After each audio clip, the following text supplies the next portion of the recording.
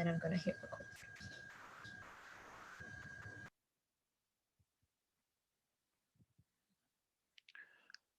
Well, hello everyone, and welcome to today's information session on University of Queensland's Western Civilization programme.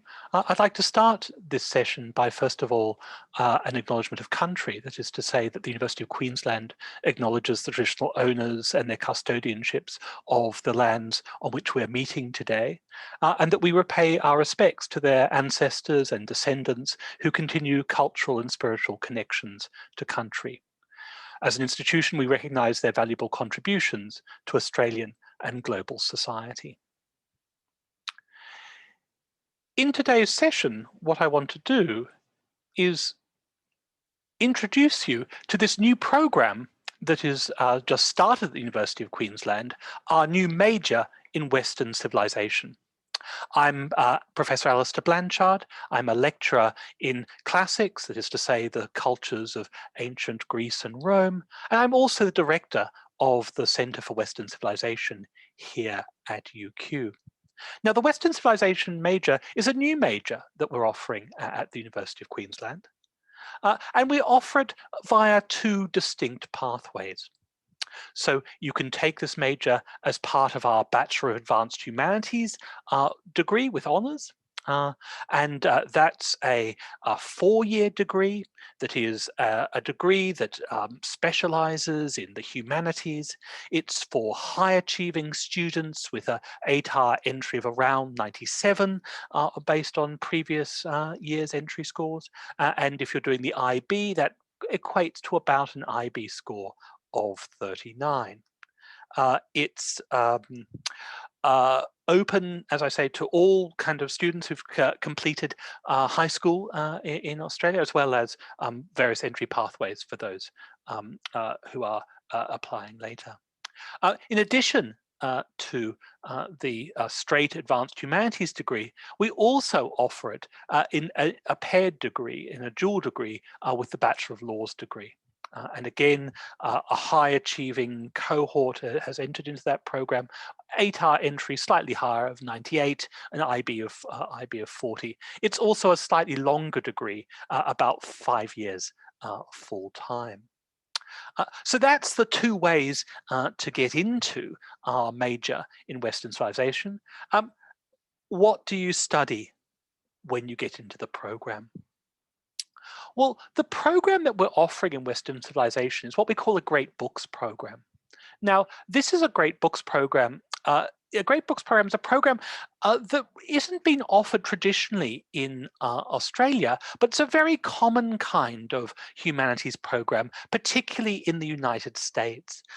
What it is it's a broad-based humanities program which offers kind of reading across all sorts of disciplines. It's the kind of program that you can find at places like Columbia University, the Columbia Core, a very famous humanities program, the University of Chicago, Yale and Princeton offer variants of it. It's also the kind of program you find at the very basis of all sorts of curricula at US liberal arts colleges, most famously at St. John's, Annapolis. And each of these programs offer these courses, which are essentially a kind of reading program, where over the course of 4 years, you tackle some of the great works of literature, of political thought, of philosophy, of poetry, and you know, think about how the ideas expressed in them are useful for thinking through the problems that confront us today. So what we've done is we've prepared a reading list of what we think are some of the greatest works that people should read as part of a liberal arts education. And in particular, in choosing those books, we've had two kind of criteria in mind.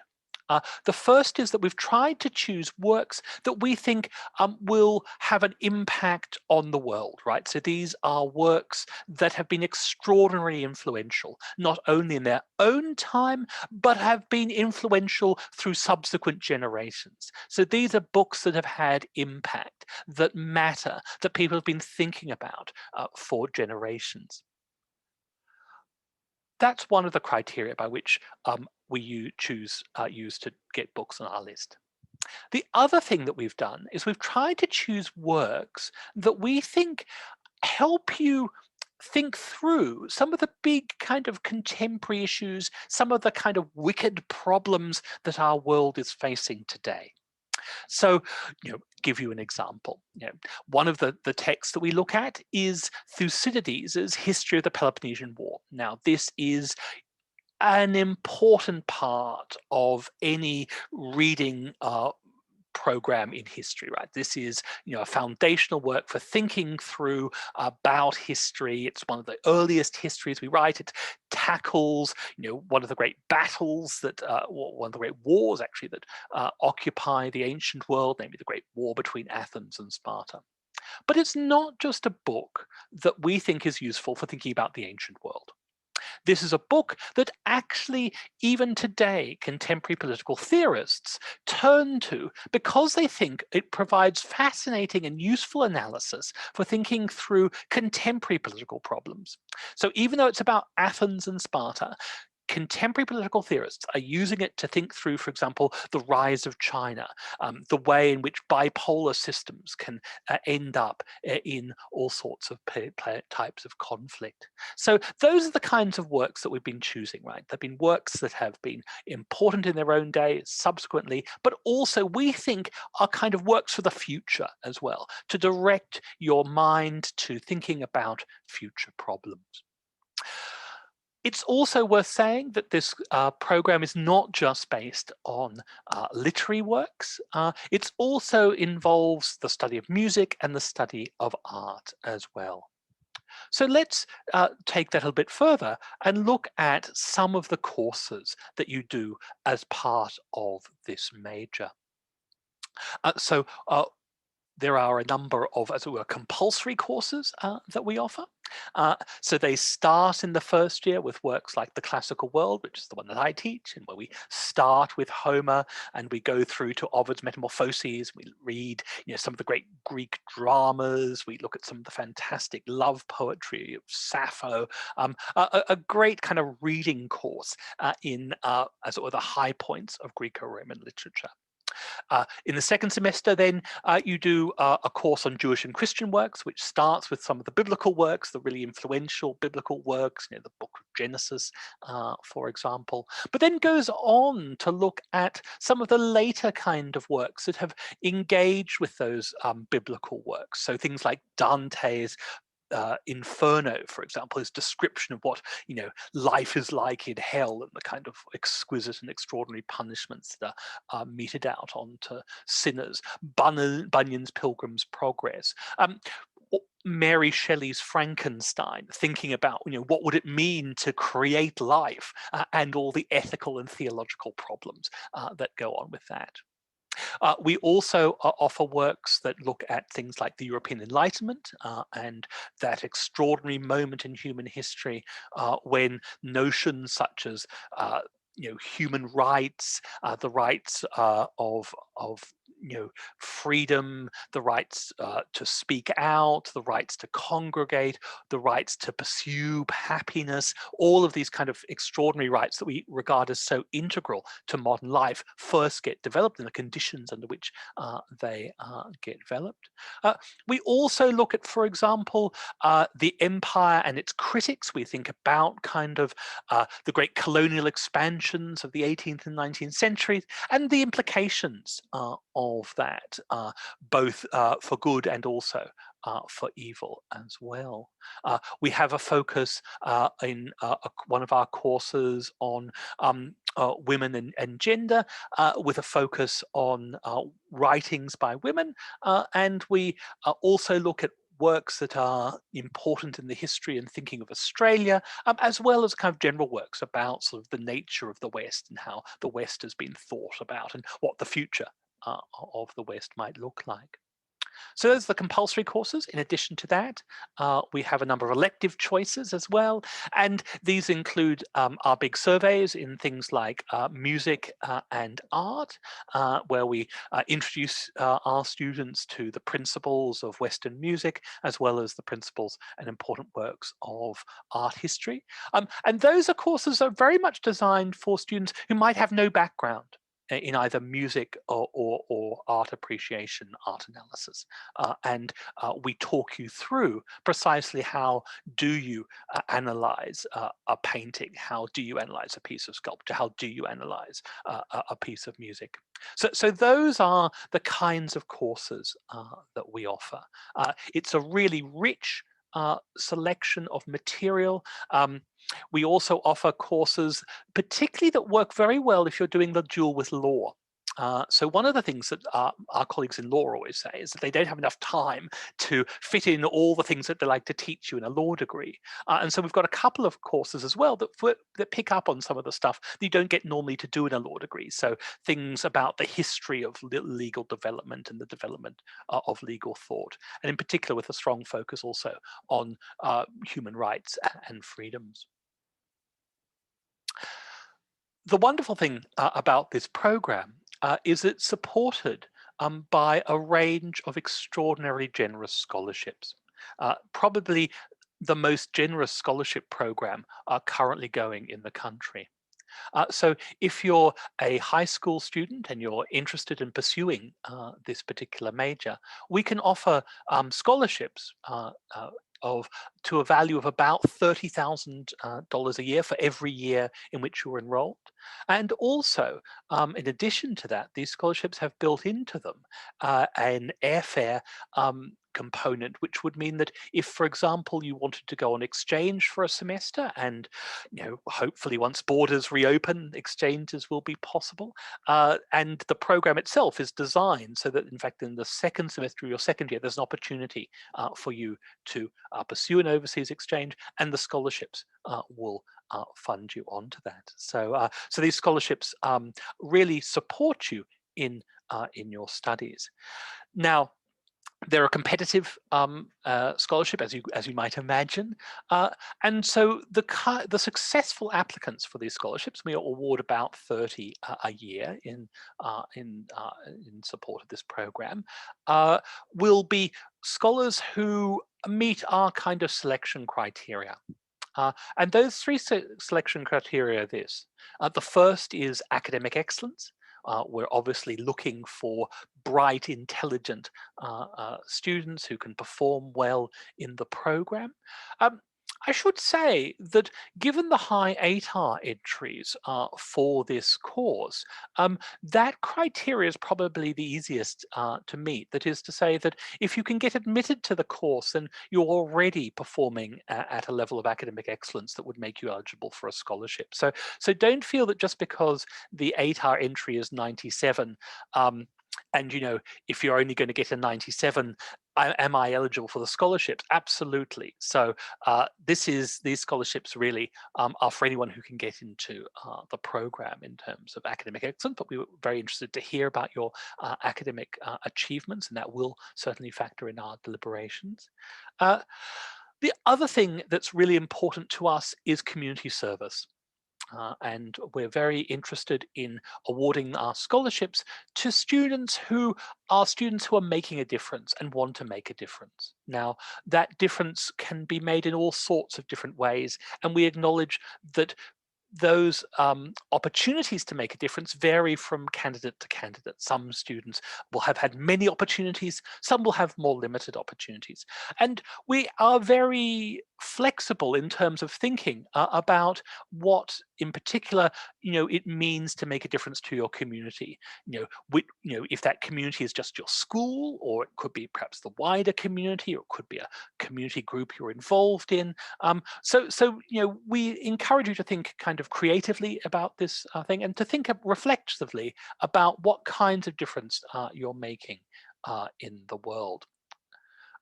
And the final thing is suitability for program.